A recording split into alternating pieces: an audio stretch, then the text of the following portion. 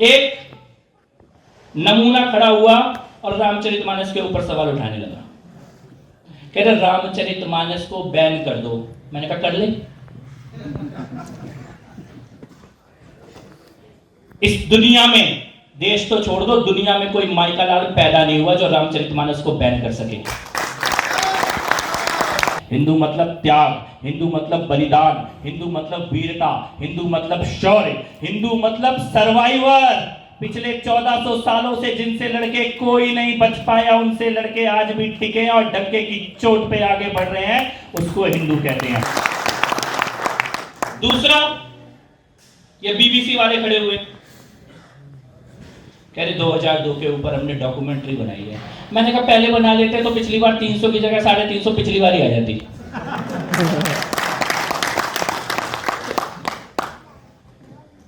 और तीसरा, जो अब अडानी ग्रुप के ऊपर। लेकिन ये क्या हुआ, अगर आप तीनों को अलग अलग देखो तो अलग अलग घटनाएं हैं, लेकिन जरा सी गहराई में जाओ तो इन तीनों के समर्थन में बोलने वाले एक ही लोग हैं। इन तीनों की बात करने वाले एक ही लोग हैं। जो रामचरितमानस का अपमान कर रहा है वही मोदी जी के ऊपर हमला कर रहा है, वही कह रहा है भारत के बड़े बड़े व्यापारियों को कमजोर होना चाहिए। सेम चेहरे हैं।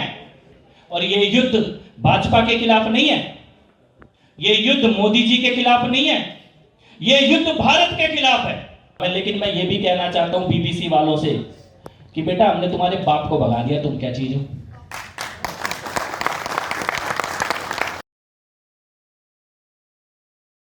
जयकार महाकाल की नगरी से विक्रमादित्य ऑडिटोरियम के अंदर से जब जयकार गूंजे तो मध्य प्रदेश में जो टुकड़े टुकड़े की सोचने भी वाला, उसके दिल के टुकड़े टुकड़े हो जाने चाहिए।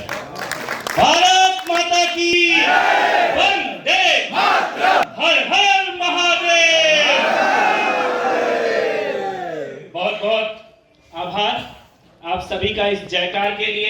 हिंदू मतलब त्याग, हिंदू मतलब बलिदान, हिंदू मतलब वीरता, हिंदू मतलब शौर्य, हिंदू मतलब सर्वाइवर। पिछले 1400 सालों से जिनसे लड़के कोई नहीं बच पाया, उनसे लड़के आज भी टिके और डंके की चोट पे आगे बढ़ रहे हैं, उसको हिंदू कहते हैं। आप में जो भी देश की और धर्म की बात कर रहा है उसमें और बॉर्डर पे खड़े हुए योद्धरत सैनिक में कोई अंतर नहीं है। प्राण दोनों के दांव पे लगे हुए हैं, दोनों के प्राण दांव पे लगे हुए हैं, क्योंकि उनको यह पता है कि युद्ध के माध्यम से भारत को जीत ले ऐसी उनकी औकात नहीं बची। इसीलिए षड्यंत्रों के माध्यम से भारत को तोड़ने की कोशिश की जा रही है। और उन षड्यंत्रों से लड़के अगर कोई इस देश को बचाने का काम कर सकता है तो आपके जैसे सोशल मीडिया के योद्धा कर सकते हैं। 3 उदाहरण मैं आपको देता हूं पिछले एक हफ्ते के। एक नमूना खड़ा हुआ और रामचरितमानस के ऊपर सवाल उठाने लगा। कह रहे रामचरितमानस को बैन कर दो। मैंने कहा कर ले। इस दुनिया में, देश तो छोड़ दो, दुनिया में कोई माइका लाल पैदा नहीं हुआ जो रामचरितमानस को बैन कर सके।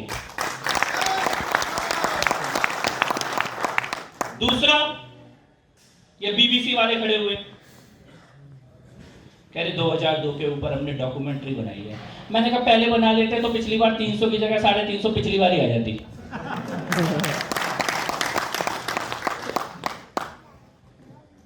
और तीसरा, जो अब अडानी ग्रुप के ऊपर। लेकिन ये क्या हुआ, अगर आप तीनों को अलग अलग देखो तो अलग अलग घटनाएं हैं, लेकिन जरा सी गहराई में जाओ तो इन तीनों के समर्थन में बोलने वाले एक ही लोग हैं।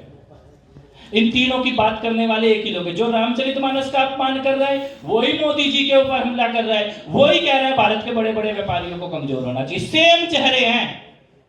आपको एक व्यक्ति भी इनमें अलग नहीं दिखेगा जो इस विषय पे कुछ और स्टैंड ले रहा है और दूसरे, यानी कि ये क्या हो रहा है, ये भारत की आस्था पर, भारत को पुनः जागृत करती हुई राजनीतिक नेतृत्व पर और भारत की आर्थिक शक्ति पर, तीनों पे एक साथ हमला करने की कोशिश की जा रही है।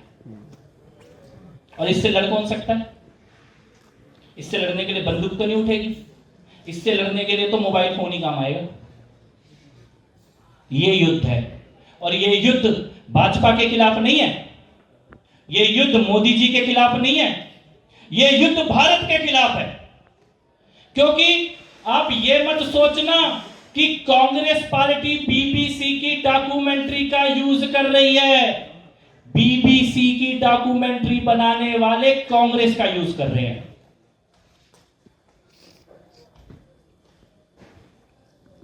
ये जो भी शक्तियां चाहती है कि भारत कमजोर हो जाए, भारत टूटे, भारत दोबारा से खड़ा, पहले तो इन्होंने सपना देखा कोरोना में टूट जाएगा ये देश, कोरोना से तो निकल ही नहीं पाएगा, कोरोना में हम और देशों से भी और ज्यादा तेजी से आगे बढ़ने लगे और भारत ही नहीं पूरी दुनिया को वैक्सीन देने का काम करने लगे। फिर ये सपना देखने लगे आर्थिक रूप से कुछ और टूटेगा देश की जनता में, तो फिर बाद में सोचे जात पात पे तोड़ना शुरू कर दो। लेकिन हमला किस पे हो रहा है और क्यों हो रहा है? हमला इनका निशाना मोदी जी पे नहीं है, पत्थर मोदी पे और निशाना भारत पे, पत्थर और निशाना ये है इनकी। और थोड़े दिन पहले राहुल गांधी जी बोल रहे थे कि भैया हमने तो आजादी की लड़ाई लड़ी। मैंने कहा तुमने वैसी आजादी की लड़ाई लड़ी जैसी आज लड़ रहे हो। बीबीसी के यानी अंग्रेजों का साथ लेके देश की भलाई कर सकते हो क्या? जो ये आज कर रहे हैं ना, इनके बाप दादाओं ने 70 साल पहले यही किया था। जिस झूठे इतिहास की बात सुबह मुख्यमंत्री जी करके गए कि असली क्रांतिकारियों को भुला दिया और जिनको अंग्रेजों ने 5 स्टार होटलों में रखा हुआ था उनको देश के स्वाधीनता का योद्धा बता दिया। मैं आपको एक एग्जांपल देके पूछता हूं। ये बैठे हैं आनंद जी और प्रदीप जी, और समझ लो मैं हो गया अंग्रेज। मैंने प्रदीप जी को तो रखा 5 स्टार होटल में, इनके ऊपर कभी एक डंडा नहीं चलाया, कभी इनके ऊपर कोड़ा नहीं चलाया, इनके साथ बैठ के गोल मेज सम्मेलन किया, इनको अपने देश में भी बुला लिया, फिर इनसे अलग से बैठ के भी मीटिंग की। जब ये आए मेरे देश में तो मेरी महारानी के तलवे चाटे, मेरी महारानी आई तो उनके स्वागत के लिए खड़े हो गए और जाते जाते मैंने ये कहा कि ये कुर्सी भी तू ही संभाल ले। और दूसरे आनंद जी, या तो मैंने फांसी पे लटका दिया या कोड़े पर साए या काला पानी में डाल दिया या देखते गोली मारने का ऑर्डर दे दिया। अब बताओ इनमें से आजादी की लड़ाई कौन लड़ रहा था? दोनों में से किसकी थी अंग्रेजों से दोस्ती और किसकी दुश्मनी थी? वो हुए वीर सावरकर, भगत सिंह, लाला लाजपत राय, चंद्रशेखर आजाद, और ये हुए पंडित नेहरू का खानदान। इन्हीं के ये कह रहे आजादी की लड़ाई लड़ी। मैं ऐसी लड़ी थी जैसी आज बीबीसी की दुम बन के नाच रहे हो। आजादी की लड़ाई लड़ी।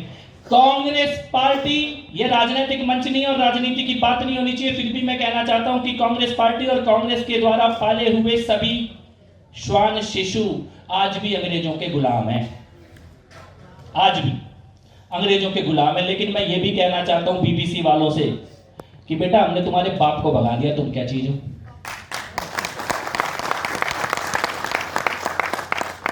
हमने तो तुम्हारे बाप को भगा दिया, और अगर ना हो तो कभी किसी से पूछ लेना कि रानी लक्ष्मीबाई ने कैसे दौड़ा दौड़ा के भगाया था। तो तुम क्या चीज हो इस देश को तोड़ने की? आज साजिश करोगे?